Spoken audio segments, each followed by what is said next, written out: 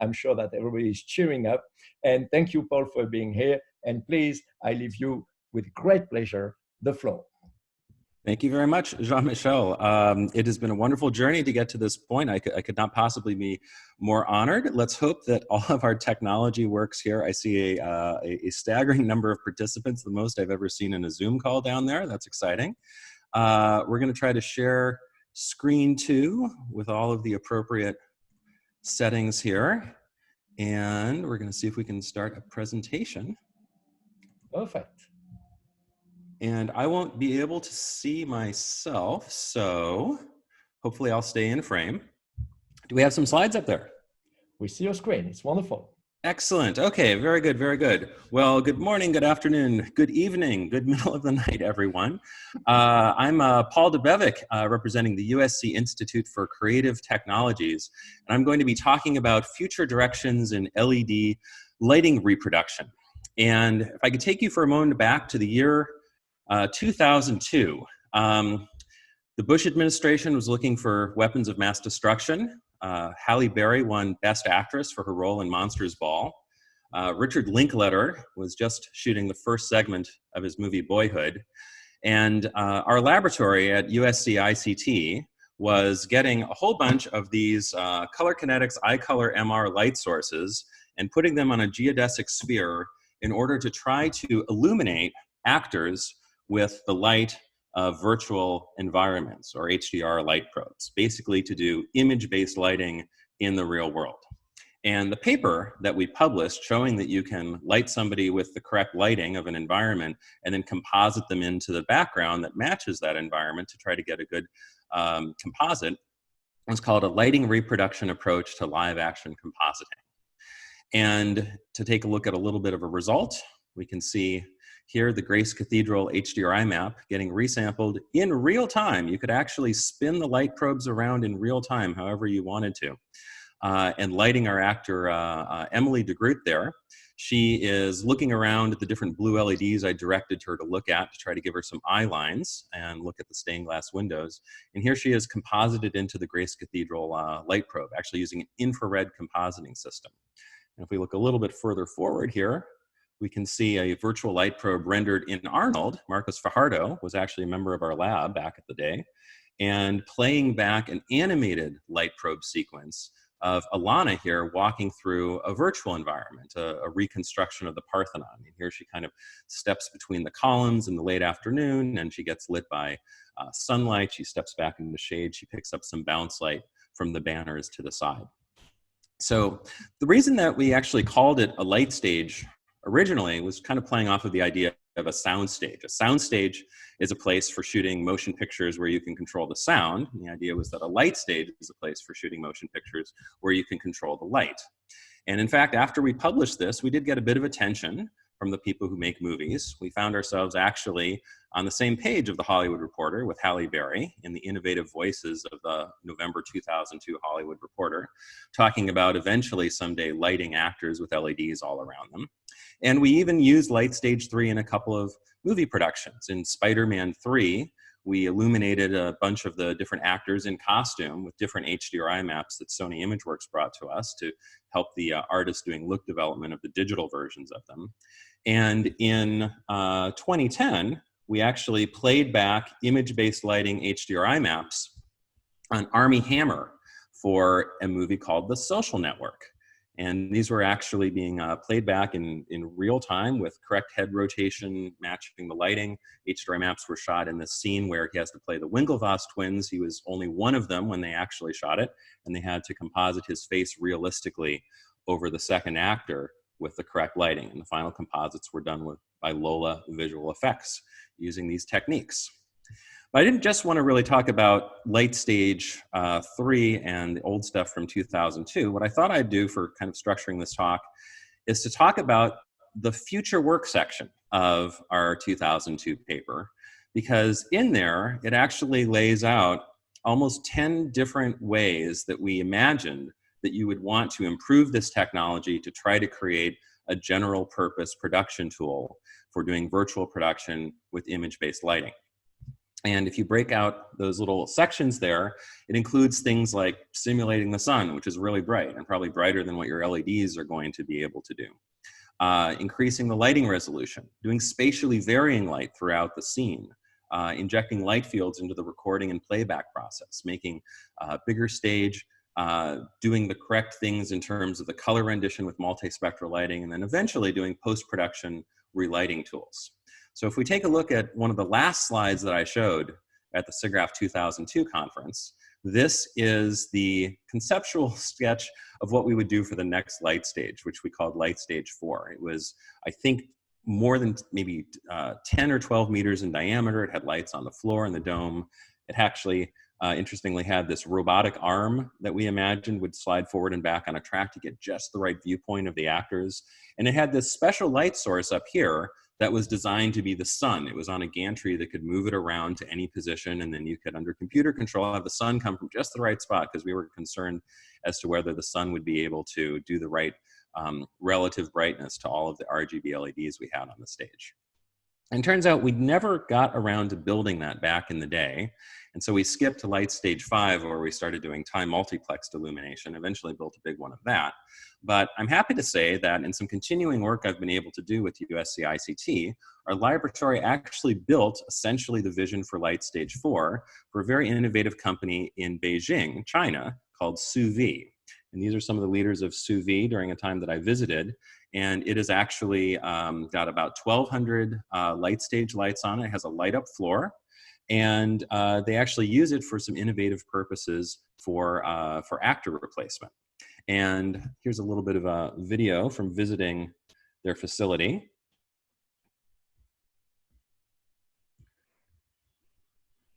This is a scene that they were setting up so that they could actually take a new actor that wasn't there when they filmed and insert them into the scene.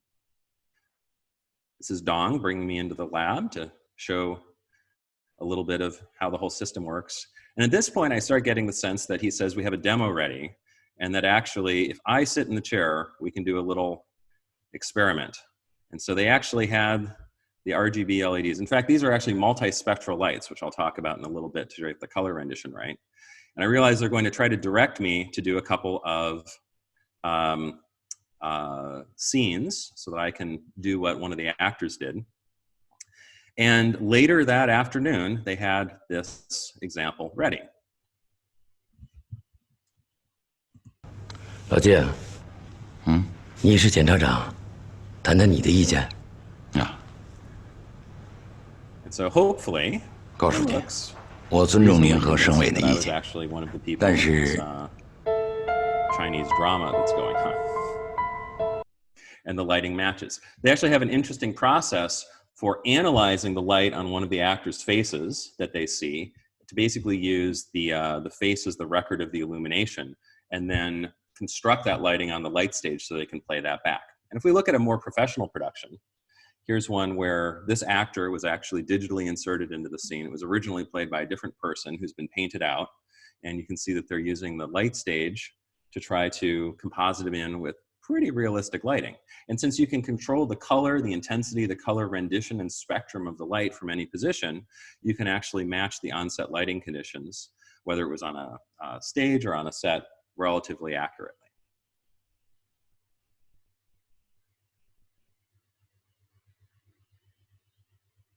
And you can see they're using a little bit of green screen behind the actor to do the composite. Even back in this period production, he is remembering to wear his face mask.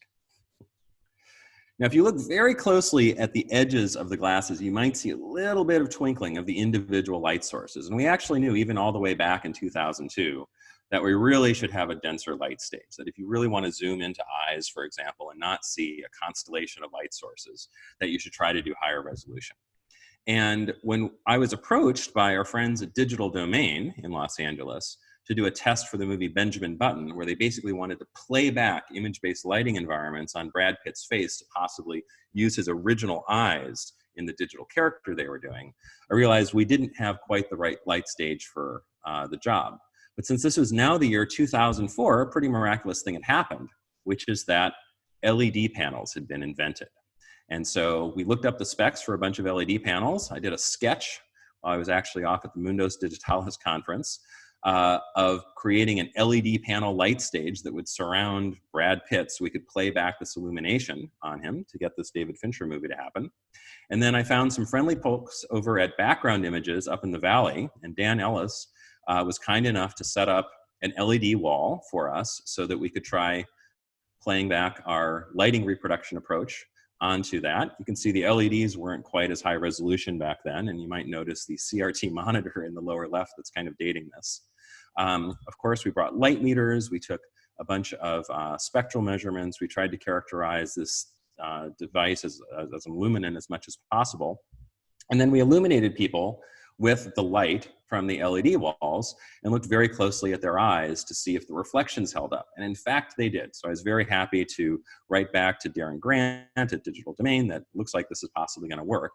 But by the time they got around to actually making the movie, they got so good at rendering completely digitalized a whole digital head for the character, which we helped with some other light stage technology, that they didn't need to do it this way. What happened, though, is that in a roundabout way, this actually got us involved in the movie Gravity. And in 2010, we got to work with Alfonso Cuarón and Emmanuel Lubezki in trying out some of our light stage techniques to play back lighting on actors who would eventually be cast as Sandra Bullock and George Clooney, to light them with the illumination of space stations, of space telescopes, of that beautiful diffuse light that you get from planet Earth. And Framestore did an amazing job of building what they called the light box in London to shoot the film, which was the hands down winner for best visual effects of 2013. Now, they didn't build a huge device. They could basically, like we could in our earlier light stages, light basically the head and upper body of the actor. The rest would have to be rendered digitally or composited some other way. It was 10 feet by 10 feet by 10 feet. And they actually got about 2/3 of the film actually produced using this form of virtual production. And what's been exciting is that in the years since then, people have taken this even further. And there was a huge LED panel light stage built for a pretty impressive film that came together recently called Asura, which was done in China. And visual effects supervisor Charlie Iturriaga designed, and they eventually actually built this thing, an LED panel light stage that was 26 meters wide by 20 meters long by 8.5 meters tall, 85 feet by 68 feet by 27 feet. It had a raised floor. It had a wild ceiling that could come up and down. And you can see here, they're built a little bit of actual floor with some grass and flowers. And they've got the actors basically in this image of the incident illumination they're supposed to be lit by. And of course, you can kind of enjoy the view and get into the moment as an actor as well by looking at this imagery. And they've also done a clever thing of taking the view frustum of the camera that's going to shoot this, and they filled that in with blue screen. And as they move the camera, then they can move that to be wherever it needs to be. And the result is that they can actually composite an even higher resolution background in than what the LED panels can do. On occasion, and in a couple shots, they can use the LEDs as is in camera, particularly when it's like a long shot and a shallow depth of field and the LEDs are kind of out of focus. But for a lot of the shots, they actually redo the composite because they can, and they get pretty close on the day on the set, and then they finish it off in post-production. The scale and ambition of this production that was done in 2016, 2017, and the film was released in 2018, is really staggering. They even did extensive wire work, stunt work, flying actors through this scene. I'm not quite sure how they rigged the ropes to go through the LED panels, but they figured something out. They had an amazing end sequence in this virtual throne room that completely surrounded the actors. And they also developed, and this is important, this is one of the things we talked about, we need to develop in the future work section of our paper, artist-friendly digital tools like this iPad that Charlie Iturriaga did. And he wanted to put a shout out to Ningxia Film Group, which did the production, and also Ari Berlin, who figured out how to get the cameras to synchronize to the panels properly. Otherwise, they can be a little flashy. But here in real time, they are using this iPad to move a key light around. You can see it going on the walls and the floor of the LED panels here. There it swings by. And then here in the actual film, you can see the light moving around the actor in Asura. And we've continued to see amazing instantiations of these lighting reproduction techniques. I strongly encourage you, stay tuned for the next talk coming up by Epic Games and David Moran, who's going to be talking about some LED panel light stages that they've built for virtual production and some very interesting applications that they've done in galaxies near and far. Now, I wanted to get back to the future work section because one of the things that is actually a real gotcha with using LED panels designed for display and not really as illuminants, as light sources, is that they can produce any color the eye can see pretty much, but they can't reproduce any spectrum of light that you might want to light somebody with. And usually the kinds of spectra that we're trying to light people with are things like this nice relatively flat daylight spectrum or this very smooth tungsten incandescent spectrum. And if you're building up the spectrum of your light output out of kind of this little peak of red, this little peak of green, and this peak of blue, it's never going to be shaped like this. And this is actually particularly worrisome because the reflectance spectrum of human skin, which you can see here over on the right, the place where it has the most interesting thing going on in terms of high frequency content is this slope here, kind of toward the red end. It's where the hemoglobin in the blood starts absorbing the shorter wavelengths, and it produces this interesting spectral characteristic, which happens to fall right in the middle between the gap of the red LEDs and the green LEDs. This will be the same for individual lights or LED panels. And as a result, RGB LEDs light stuff funny and it lights skin funny, and this is not cool. The spectral similarity index, which you want to be close to 100 as possible, of an RGB LED panel is about 28. And that's not very good. So we realized this was going to be a problem in our future work section, and in a paper we did just the next year in 2003, we suggested that to do lighting reproduction properly, you're going to need more channels of light. And so we actually tore apart 3 color kinetics light sources and that were all RGB, and we made a 9-channel light that had those other colors of like cyan and amber and yellows and such. And we created an approach whereas you might try to simulate tungsten light and get very poor color rendition with what you can see on the left with RGB illumination, that if you have better ways of solving for it and using the 9-channel light, you can actually get quite faithful representations. And this we only did with single light sources, but in 2016, I was very lucky to get to work with a talented graduate student at USC ICT named Chloe Legendre on a project to create an entire light stage of RGB, cyan, amber, white, 6 channels of illumination all around in Light Stage X with the version 3 of the light source. So you can see the 6 spectra that we get over here. And then this poses the question, well, normally when we go out and render a scene in real time that might come out of a game engine, or if we photograph a scene as an HDRI map, we get 3 channels of light for our input. We get a red channel, a green channel, a blue channel. How do we take 3 channels to drive 6 channels of illumination in the light stage to do the right thing? And the technique that we came up with, which is in our SIGGRAPH 2016 paper called Practical Multispectral Lighting Reproduction, we actually added color charts to our light probe setup. And essentially what we do is a solve. It's pretty simple. We just need to know what the color chart looks like in the light stage under each one of our 6 LED colors.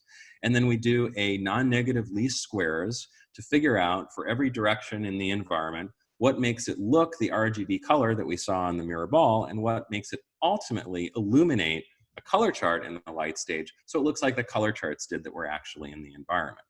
And the result is that you can drive all 6 channels of illumination in a way that you can get very faithful color matching between what you saw outside and what you saw in the light stage. So in this example here, on one side are 2 actors illuminated by natural daylight, actually out there in the environment. One's in sun, one's in shade. And then both of the actors, after we photographed the light with our high dynamic range multispectral capture system, we then illuminated them with our reproduction of the light in the light stage upstairs with 0 attention paid to any color correction whatsoever. This is exactly how it came out of the raw images on the camera. And then we did a composite. We did a second shot where we flashed the background to get a matte. We composite them into the scene. And even though, you know, their hair and their expression changes slightly because it's taken a couple hours later, the colors actually match. In early versions of the slide, I actually had this switch because I just honestly didn't realize which was which. And this is obviously going to be a nice thing because then the actors look much more realistic on set. You can tune this to any particular camera you want to shoot with, so it basically gets the right answers as to what you intended the illumination to be. Now, we're still stuck with the actors being lit the way that we actually lit them in the stage. And if for some reason you might want to change the lighting on them in post-production, then you're kind of still stuck. So that was one of our next lines of research that we did after the 2002 paper, which was in 2005, we suggested that you could change the lighting on actors in post-production if you film them under multiple lighting conditions for every frame of film or every frame of video that you want.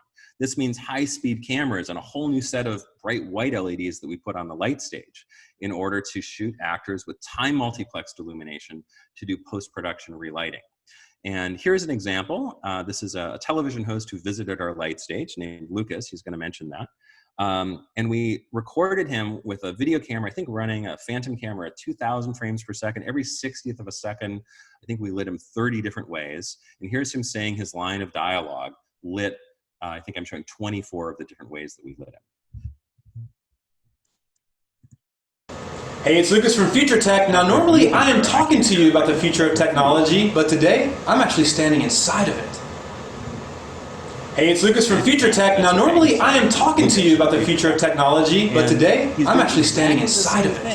And he's lit 24. Hey, it's Lucas from Future Tech. Now, normally I am talking to you about the future of technology, but today I'm actually standing inside of it. The sound. Hey, it's Lucas from Future Tech. Now, normally I am talking to you about the future. Okay, I actually can't hear the sound for some reason on mine, so thank you for telling me that. Okay, I'm gonna pause it and then explain that again. So we're seeing Lucas illuminated 24 different ways and doing exactly the same thing, saying exactly the same line of dialogue, which you've all heard now.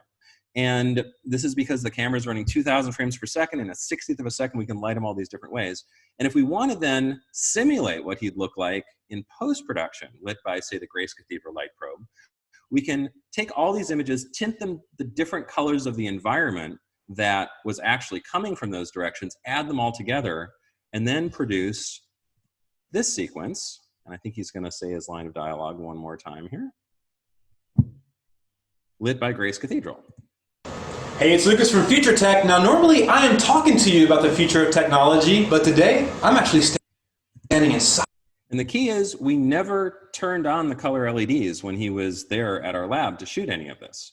This is actually simulated in post-production. And actually, since all the lighting came from white LEDs, which are pretty broad spectrum, and filmed by the camera, which has pretty broad spectral for each of red and green and blue, you don't run into the standard problem of RGB relighting. You actually can get good spectral results. And so his skin tone looks pretty good here. And if we wanted to change the lighting and not be in Grace Cathedral, but be in the Uffizi Gallery light probe, you can actually just relight him a different way. Hey, it's Lucas from Future Tech. Now, normally I am talking to you about the future of technology, but today I'm actually standing inside of it. So here we can change the lighting in post-production. What if you wanted to change the viewpoint in post-production? That's something we suggested in the 2002 paper by shooting the actors with an array of cameras. And when we finally did build a big light stage in 2006, we had built it with white LEDs only, but it was high speed, so we can synchronize to this Phantom camera. In this project, we ran at 1,000 frames per second. And in every 30th of a second, we actually got 33 different lighting passes on the actor. This is Bruce running, and if we slow it down, you can see that we're very rapidly lighting him from every direction light can come from in these banks of illumination. So we have all of these useful lighting passes that we can see. We shot him from a bunch of directions, basically by spinning him around. If we had more money, we would put cameras everywhere. Effectively, we got 108 viewpoints on his walk cycle. We got a matte by lighting up the background for one of the conditions and keeping it dark on him, and we had a retroreflective treadmill. And with this, you can pretty trivially relight him with any directional direction. You can do the Grace Cathedral, you can do the Galleria degli Uffizi. But then with light field rendering, since we have this 108 viewpoints from this vertical array of cameras of top, middle, and low, and then we rotate him to get all the different angles, we can then basically show him in post-production from any angle, lit anyway, and have him run across a piazza in Pisa, lit by this late afternoon light, and even have a chance to meet some company while he's there. And we also did a kind of a volumetric reconstruction of his basic shapes so we could ray trace out the appropriate shadows into the environment, which was helpful. And then, of course, we took this a little bit too far and had quite a cavalcade of them in the Doge's palace.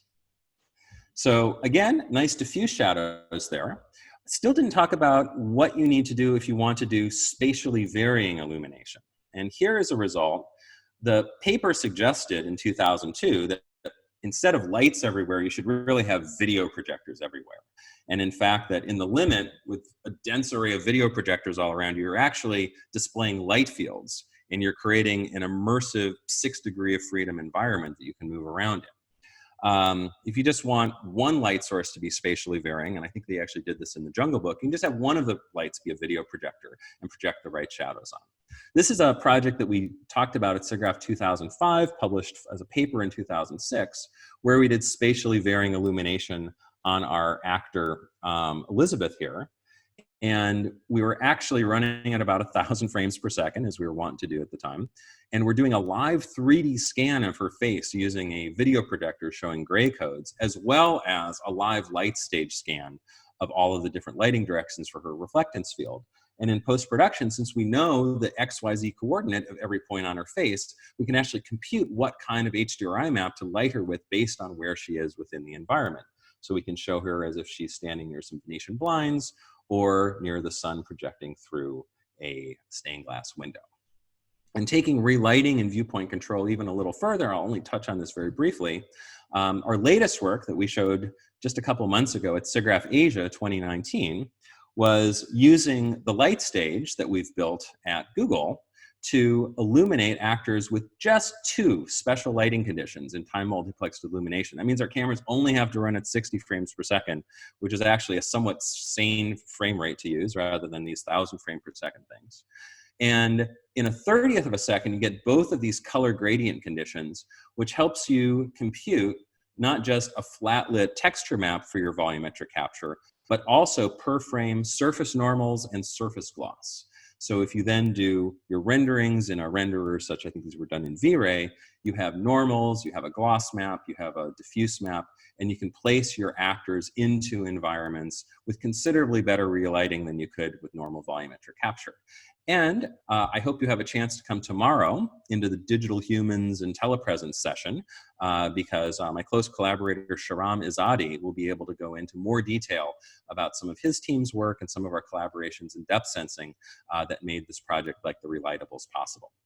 So I think that's going to wrap up the kinds of things that I was talking about for not just what we were doing in 2002 with the idea of lighting actors the right way by surrounding them with color LEDs, but also the future directions to try to create a general purpose production tool that will allow us to make more and more of our linear and interactive content using these techniques, arbitrarily mixing and matching real things from the real world and digital things from the digital world in real time and having the lighting look completely realistic. And hopefully soon enough, all of us will be able to shoot our favorite shows, our interactive and linear content, essentially on the Star Trek holodeck. So with that, I'll say thank you very much. And I think there's going to be a time in a little bit for a couple questions. Thank you.